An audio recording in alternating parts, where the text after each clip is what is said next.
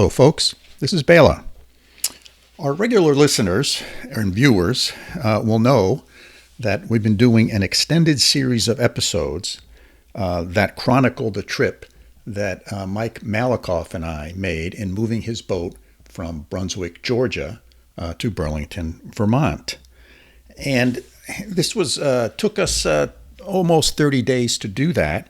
And we made almost one episode every day. Actually made a total of 23 recordings that I have been slowly processing and editing and putting up and posting to our channel.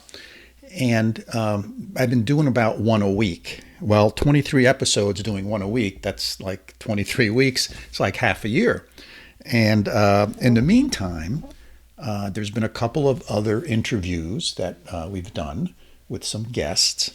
And so what we decided to do was keep doing the Brunswick, Georgia to Burlington, Vermont trip, releasing those episodes one a week. But when I get a new episode with a new guest that I'm recording in the meantime, I'm going to interlace those or introduce them also on an alternate day, but sort of in between the Mike Malakoff episodes. So some weeks you're going to end up seeing two episodes come out. And hopefully once we get through all of the Brunswick, Georgia to Burlington, Vermont episodes, we will get then back to our regular format of episodes where Mike Wasserman and I interview people, we make some commentary, and that's sort of our regular format. But I was fortunate enough to go on this trip with Mike Malakoff, and I thought it'd be important to chronicle those into some pretty good episodes. So hope this is one of those interlaced episodes with a quote-unquote regular guest. Hope you enjoy the episode. Thank you. Hello, and welcome to the Sailing and Cruising the East Coast of the United States podcast. I'm Bela Musits. And I'm Mike Wasserman. Hey, Mike. Today's guest on the podcast is Robert Sweet. Now, the interesting thing about our conversation was he's landlocked. He lives in Pittsburgh, Pennsylvania. And he sort of got into sailing, first on little boats, and then got more and more interested in a bigger boat. So part of what we talked about is how do you sort of increase your skills, increase your comfort level, and move from a small boat to a larger boat. We talked about some of the decision processes he went through and how that all worked. So I thought it was a really interesting interview. Yeah, great, Bela. Landlocked sailor. This should be interesting. And, I think listeners who are familiar with your story, right, you didn't necessarily grow up on the water like some of our other listeners. It'll be interesting to kind of compare and contrast about how people who don't grow up kind of on the water, on a boat in the family, how they get into sailing. I think these are two different kind of stories, and they're both always interesting and fascinating to me, but I think this will be a neat contrast. Yeah, agreed, Mike. So let's jump right into my conversation with Robert Sweet. Hey, Rob, welcome to the podcast. Thanks. Glad to be here, Bela.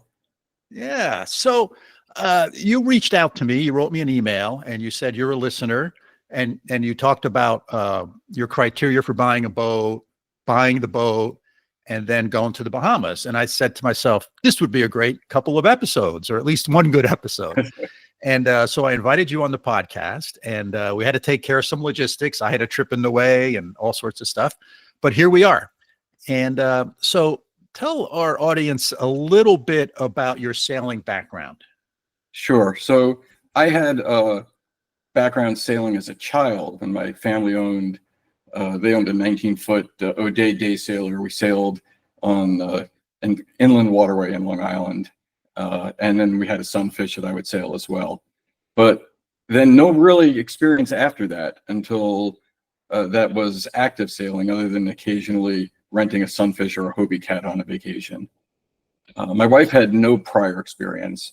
And then what she and I would do when we would travel over the last 30, 35 years, we would often, hire a captain and boat who might take us out for a day sail, right? Or maybe sail us over to a coral reef to snorkel, something of that sort. Yes.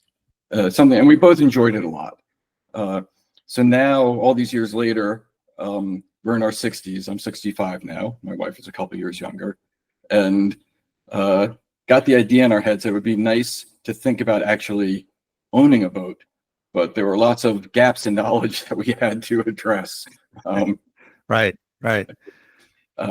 And so we did a couple of things. We went and we went and chartered an overnight boat, a sail out in Seattle on Puget Sound, to see what would it be like to sleep on a boat overnight. We'd never done that before. We did that, and then we took an ASA 101, 103 class in San Diego, which also involved sleeping on the boat and sailing, mostly sailing in the bay. My wife had a lot to learn about sailing and systems. I really had to learn mostly about systems, right? And we did an overnight there, moored it in a harbor up, maybe 5-10 miles up from the bay there. And we really loved it. So we decided, okay, we should think about beginning to plan getting a boat. And we planned a couple of more experiences. We signed up for a 3-day charter in the Keys. And then we signed up for a 1-week charter in the Virgin Islands. These are both with captain. We weren't prepared to run a boat ourselves. And we figured we would do that. And those were very different kinds of boats. The Keys was sort of an old blue water center cockpit, heavy boat. The Virgin Islands was going to be a more modern production boat, a Jeanneau, Sun Odyssey. And we figured we'd see different styles of boats and think about what we liked. Right. And like all good plans, that failed miserably in certain ways, mostly in timing. So the trip to the Keys was first, and it got canceled on 3 different occasions. First occasion, I fractured my ankle mountain biking, so I was out of commission for boating. And then we rescheduled, and then my wife blew out a disc in her back and had to have surgery. And then so we canceled again and finally rescheduled for this past December to do the Keys trip.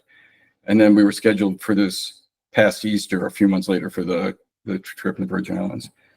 So I had a lot of time between all these. I was doing a lot of online research. That's how I found your podcast. Lots of sites that will advise you about what kind of boats you should buy or shouldn't buy. Yes. But the thing that really drew me to the information you had in your podcast is you talked about your buying experience as an older buyer, like thinking about what are the issues if you're going to do this as an older citizen, not the typical like 30-year-old dreamer of chucking it all and going off. Right. And there were a lot of practical considerations. Just, I think, ergonomics, right? Like the main thing is figuring out how to be comfortable and not get injured as an older sailor. That's right. It's a big part of it, right? It's just moving around, getting on and off the boat. Yeah, the surprise, right? Particularly with these, newer boats, the freeboard is really high. Yeah. You need a 5-foot step ladder to get up and off the boat. And depending on the circumstance, and my wife has short legs, so that became an interesting test case as we started looking at boats, like how we could get on and off them.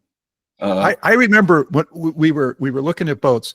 We looked at some. I live in upstate New York, so we looked at some boats on Lake Champlain, which is a really big lake, has lots of sailboats on it, and we were looking at this. There's a lot of French boats and a lot of French citizens or Canadian citizens who are from Montreal who are French. So sometimes it feels like you're in France. And I remember looking at this boat, and the owners were on the boat, and at least the woman was there, and it was like 11 o'clock in the morning. She comes out of the cabin. We just get there. She's got a glass of wine in her hand, and it's filled right to the brim.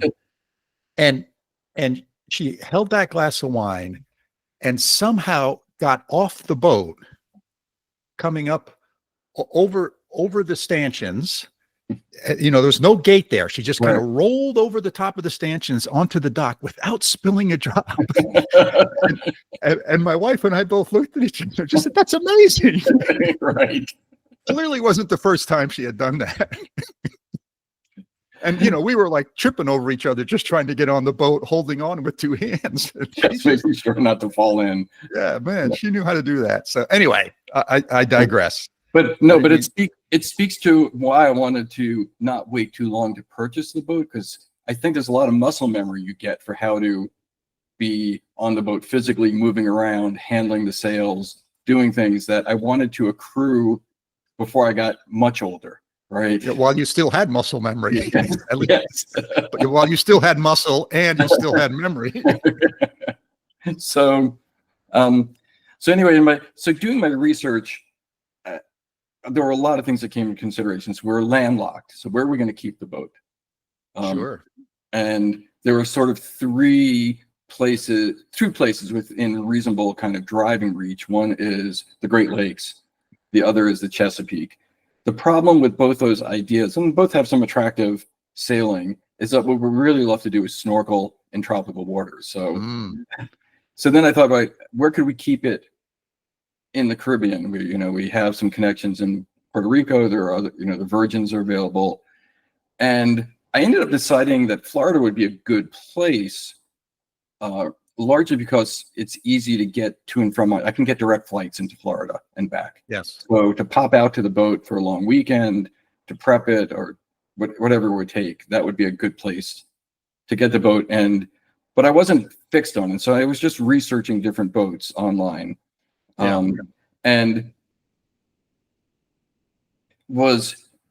as I started thinking about, like, all right, we may be in Florida, and if you're in Florida, where would you sail for kind of a Caribbean experience? You would go to the Bahamas. So I started leaning towards boats that had shallow drafts, and got very interested in island packets because for a few reasons. One, sturdy, safe boats. Like, that was a big priority for us.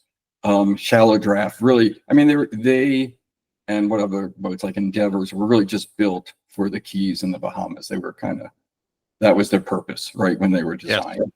So I was leaning that way, but not certain of that. And I wasn't ruling out other boats that might be like the Genoes and some of the Beneteaus or Hunters more than the Beneteaus, for a variety of reasons, including not being quite as heavy to haul around when you have to move the boat and things of that sort.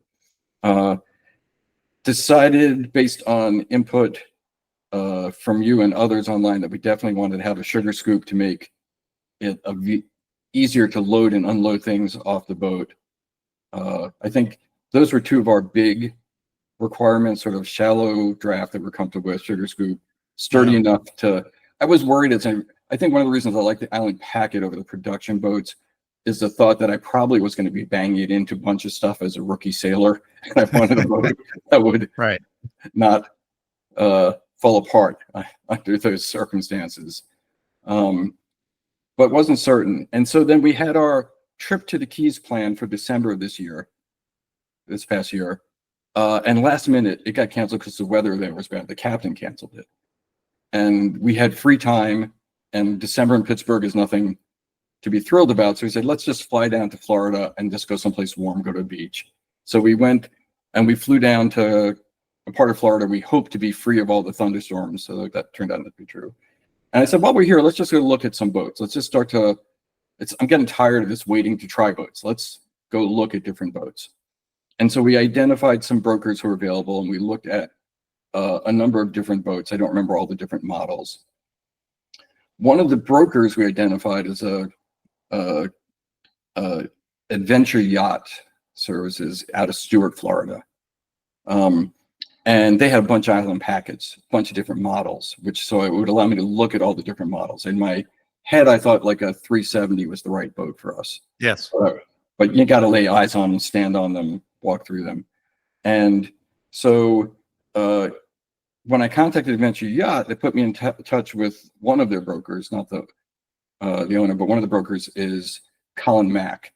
And so people in the island packet world know the name Colin Mack and Mack Sales and Mack Yacht Services, that as like sort of they're like the premier repairer, restorer of all things island packet. Like, Okay. Colin knows, most people would say Colin probably knows more about what's inside an island pack and where to find parts than anyone else. And I thought, well, this is great. I'm going to the source. So we went down there and he showed us, he had a bunch of different boats in his yard that were there for various kinds of services. So we saw a lot of different models. I didn't clue my wife in as to which one I thought was likely to be the best. Yes.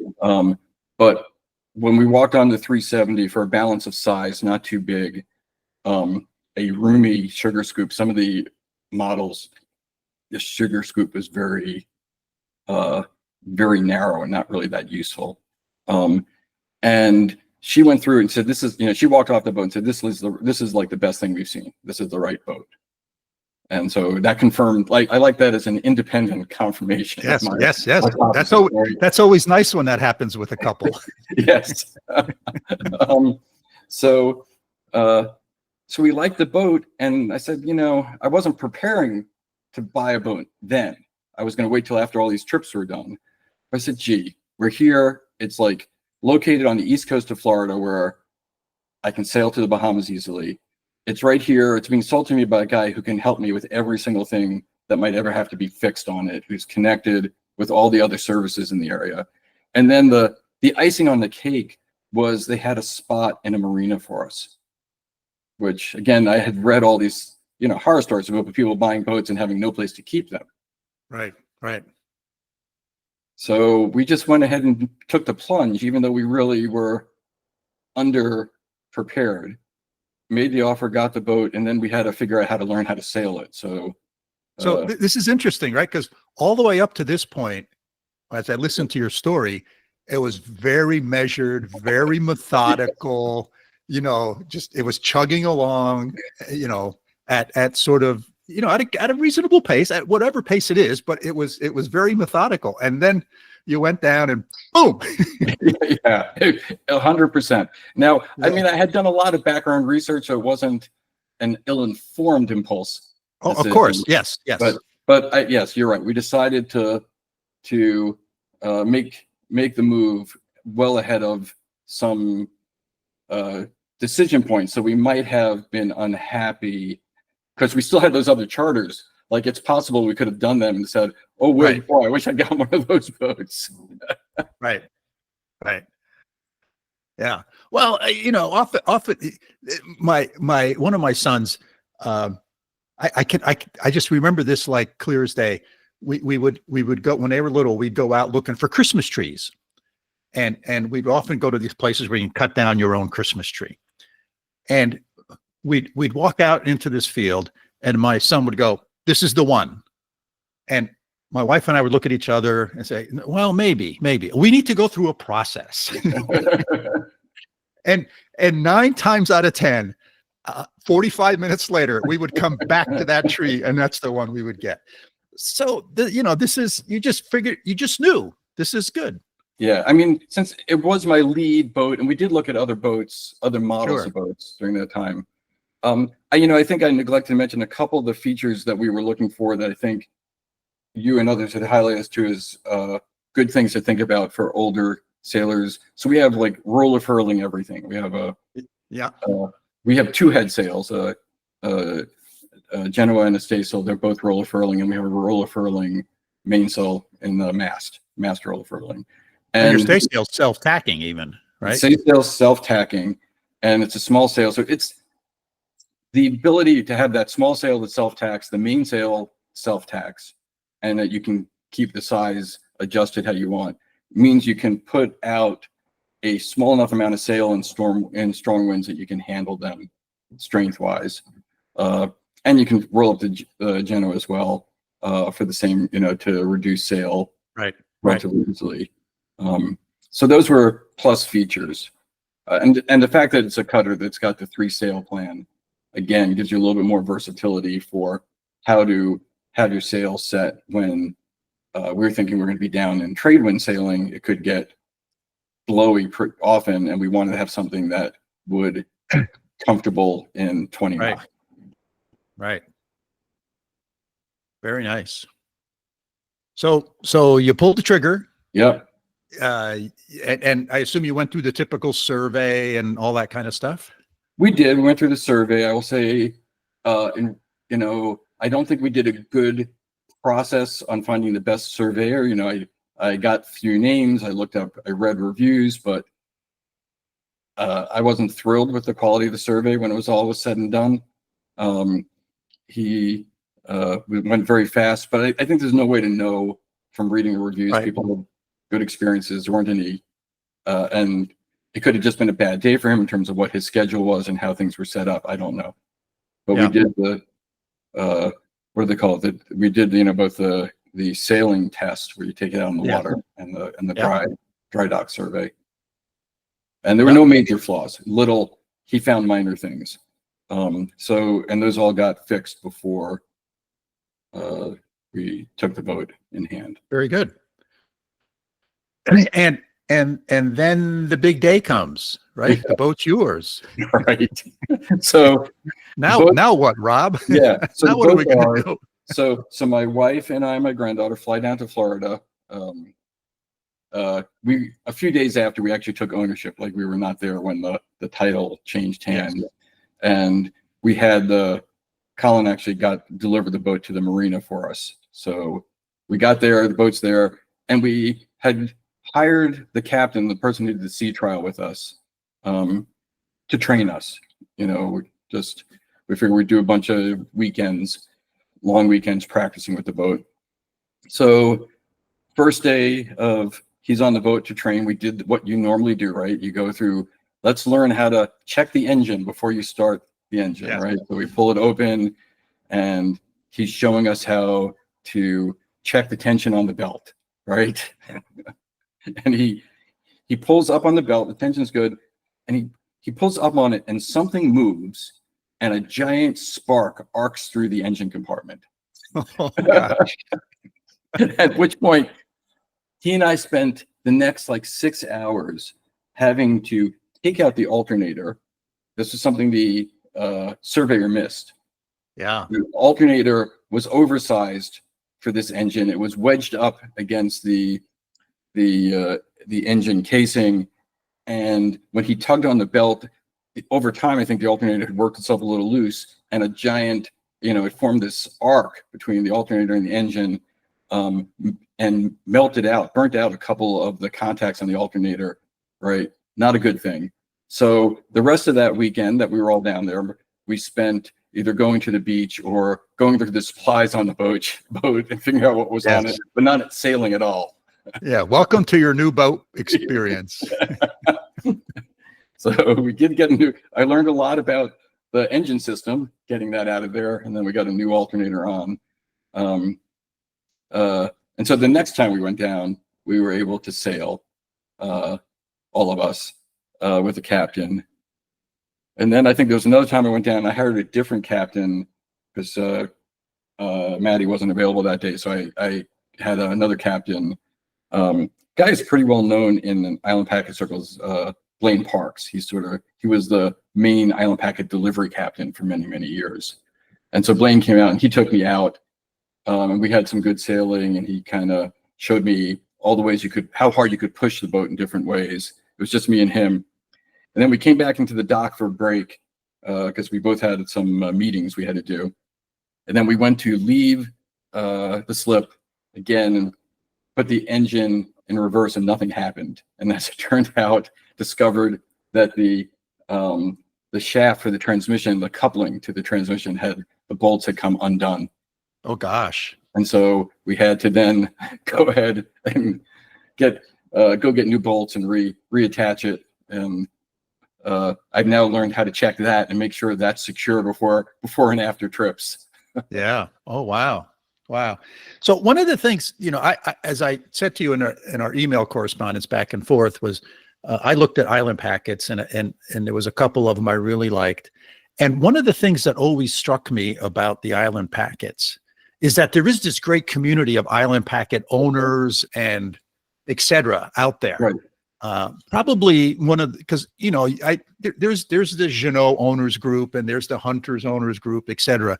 But the island packet one, they sort of let me hang out in it a little while when I was sort of looking at island packets, and there was something special about it. right? They're super dedicated. Yeah, very active. They have both a whole homepage, the home port Yes, home webpage, port. Yep. and they have a Facebook group, and they're both very active. And people are posting all the time in all those, both socially, like we're doing this, here we are, look at us, as well as requests for help about how do I solve this problem. Yes. Yeah. So that's really a great resource for boat owners. There's a pretty good hunter Facebook group, and there's a lot of posts on there that go, oh, that's a really good idea. I'll read it and I go, that's a really good idea. Or I'll go, gee, I wonder how that does work. and some of the comments are, there's in any group, there's noise, Right. There's white noise, which you have to filter through. And then there's some good nuggets of information. Yeah. So that's great. Yeah. You have to be careful, right, when you're looking for a technical advice about whether you've got someone who's really like an imaginative DIYer or someone who really knows what they're doing. Right. You have to be careful. You got to get more than one data point. Yes. Yeah, there you go. So reflecting back on sort of the selection process, the criteria, and then actually buying the boat, what are some of the sort of lessons that you learned from that process that you'd like to share with our listeners? That's a good question. So I don't have any regrets about our choice. My subsequent trips, because I still had those charters. Yes. After impact, reinforced that I was very happy with the boat I got. So one really good lesson I learned, fortunately not through my own personal experience, but through the experience, I think, of the prior owners, is don't run out and buy everything you read online you're supposed to have for your boat. Right? Like don't spend that, $10,000 or $15,000 on stuff up front. Wait a little bit and figure it out. But my prior owners had bought all this stuff, so it was all on the boat. So I had lots of things available to me, but I'm realizing that they were they went a little overboard. Like, yes, I'll give you an example. You don't need to buy a rigging to go up the mast unless you plan to ever go up the mast. If you're not offshore where you have to fix it yourself, you may always choose to pay someone to do that task, right? That's right. And there are any number of other things like that, right, on the boat that aren't essential. So I think I learned that lesson indirectly. There's a lot I didn't know and could have scoped out better. They had a dinghy and they threw it in on the deal, and I got the dinghy, which is fine. They had a pathetic little 2.5 horsepower electric motor for the dinghy, and I didn't even think about that. But it's really it's really insufficient, and more importantly, an electric motor is not a good idea if you're not plugged into shore power, because it's hard to charge off solar and batteries. Right? I don't even know why. I guess they must have always stayed. The prior owners maybe always stayed in marinas. Yeah.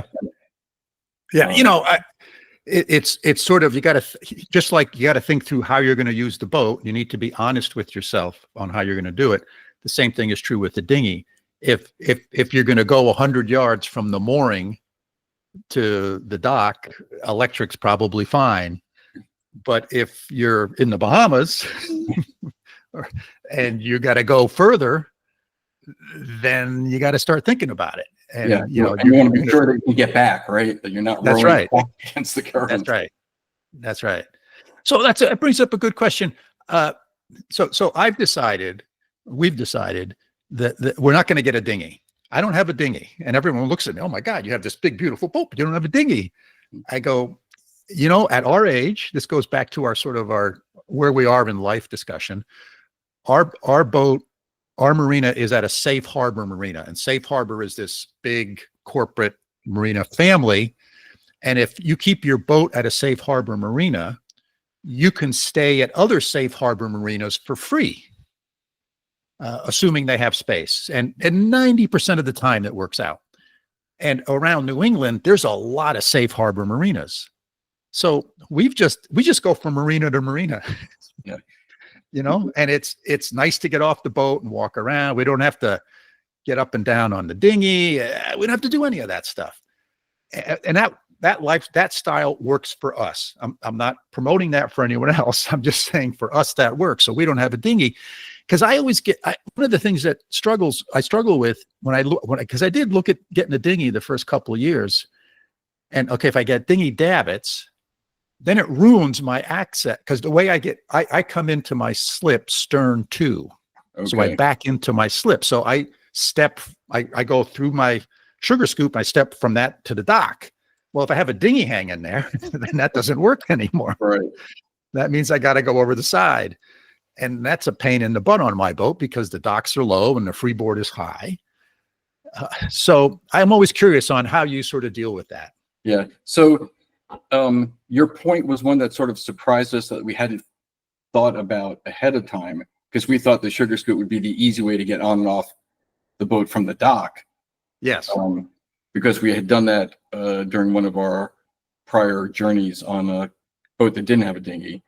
And then with the dinghy there, all of a sudden we realized, oh no, we got to go over through or over the lifelines. Though we learned the technique for that even my wife with her short legs is now quite facile at getting on and off the boat. Though I don't know if she could carry a full glass of wine doing it.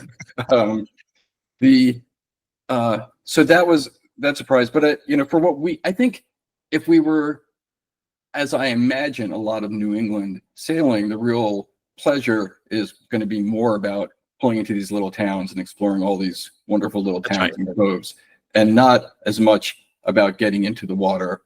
I mean, you can get into swim, but you can do that if you're just getting to swim, you're off the back of the boat. It's not that complicated.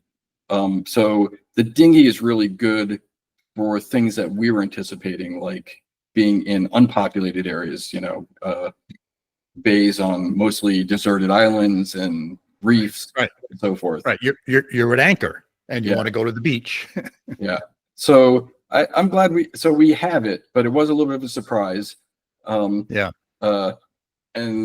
I just recently got a new motor for it. I got a much better Yamaha 8 horsepower that I picked up in the Bahamas, and so now it's not a crazy fast, but it's got at least a little bit of juice. Sure.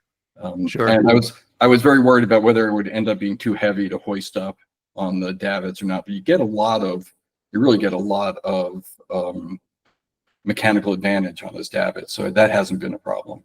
Yeah. Yeah. And with your stay sail there, it's not really practical to keep your boat on the foredeck. It really isn't. It's got the staysail, and it's got that what's called a hoist boom for the staysail. Yeah. That's the one thing about this boat that's not as nice as we would like, is the lack of foredeck space, either for just sitting out in the sun while you're sailing, or storing things. And you can do better if you want to cut a rig, if you have one that has sails that are hanked on instead of on this, or at least don't have this boom, right? Could be on a furler, but not with a boom. You have more room. But I will say that in my limited sailing experience, that boom is effective. So I can use it to pull out the staysail on a downwind run, and I can run twin head sails that way, without having to pull out the Genoa. The Genoa would just stay full, because the staysail kind of deflects some wind into it, and it works pretty well. Yes. Nice. So I think I sort of interrupted you when you were talking about some of the lessons learned and just sort of, the whole boat buying process, the selection process. Was there anything else there? You want me to remember what I was thinking 5 minutes ago at this age?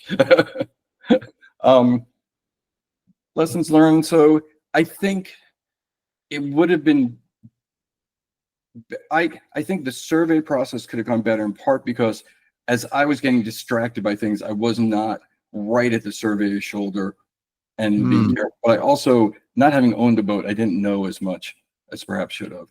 I will say the biggest disadvantage I find with our boat that I didn't anticipate until I had to replace that alternator is the difficulty to access the engine compartment. It's not an easy engine to get at.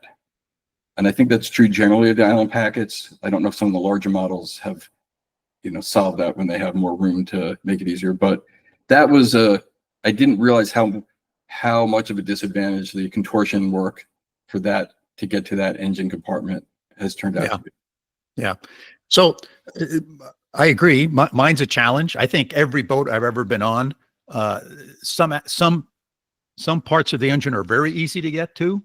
Other parts are almost impossible until you get into the mid 50-foot and up length. And then you have an engine room Right. and you can actually walk around the engine. Yeah, that's probably fair enough. So I'm not anticipating wanting a boat that large. That's a lot. Yes, exactly. Hey, Rob, so we've been talking here for over half an hour. So why don't we wrap this up and call this part 1? Okay. And we'll stop the episode here, and then we'll make part 2 with you, which is about your trip to the Bahamas. Great. And so why don't we end that right now, and we'll come back and record another episode here. Okay.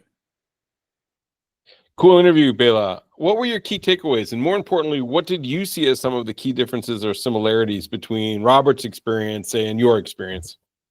Well, there's a lot of things that are similar for sure. We both got into sailing sort of the same way, on lakes and sort of little boats and things like that. And then both of us sort of took a break because different things in our lives changed. And then we had an opportunity to sort of get back into it. And then, one of the things I think is interesting is sailing little boats is different than sailing big boats. Sort of the parts of the experience are similar, but other parts of the experience are very different. And there's different aspects to a larger boat versus a smaller boat. So I think one of the things that you just can't say, I like sailing.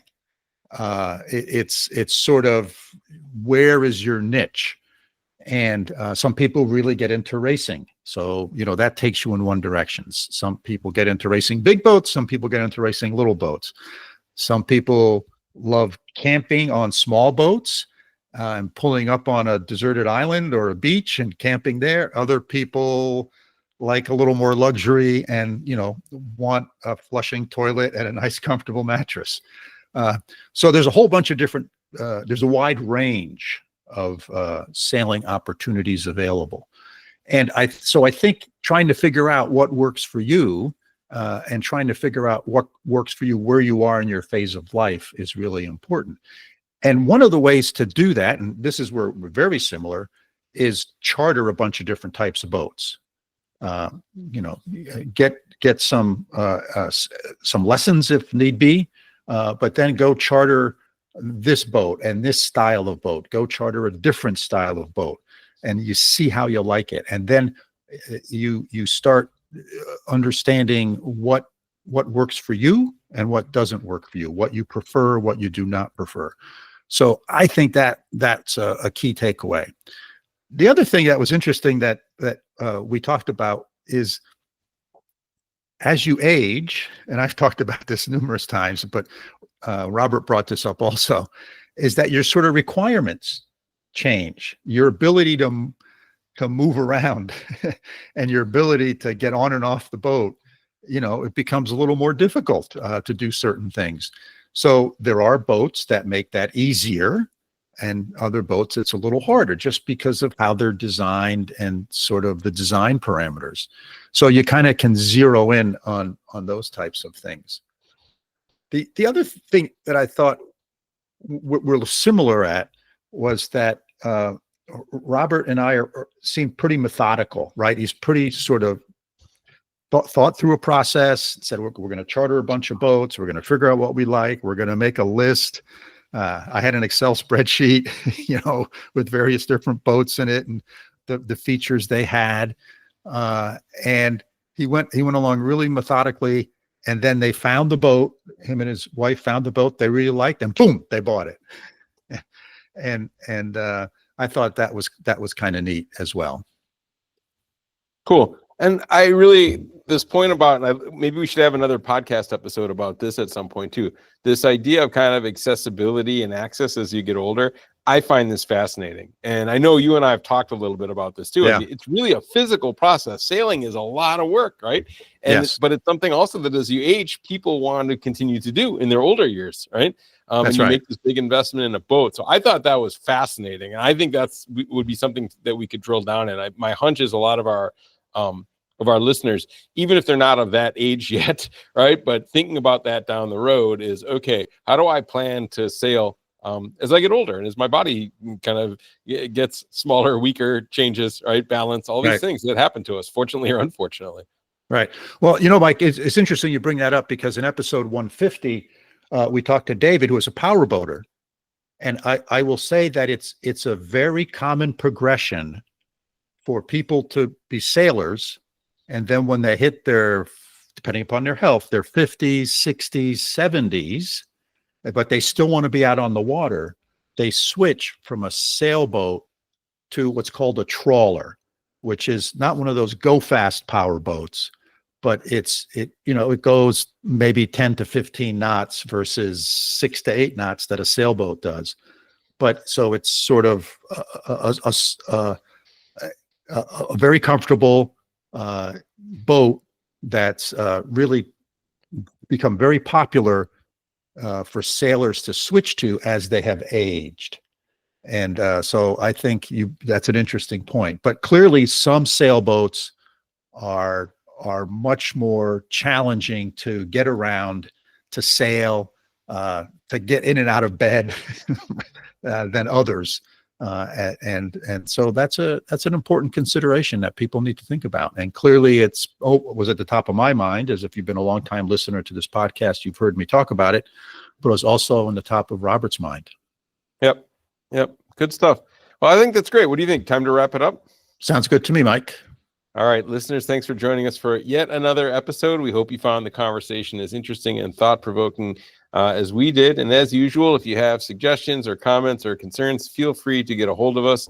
Our email address is sailingtheeast, that's all one word, @gmail.com. And finally, if you enjoyed the podcast, please hit that follow button in your favorite podcasting application. Also, our podcast is now on YouTube. So if you prefer to watch/listen to these podcasts, you can now do it on YouTube. Just search for Sailing and Cruising the East Coast. So that's it for today's episode. Thanks for listening, and hope to see you out there on the water soon. So until next time, signing off from upstate New York. Take care. And from over here in Münster, Germany, hope to see everybody next episode.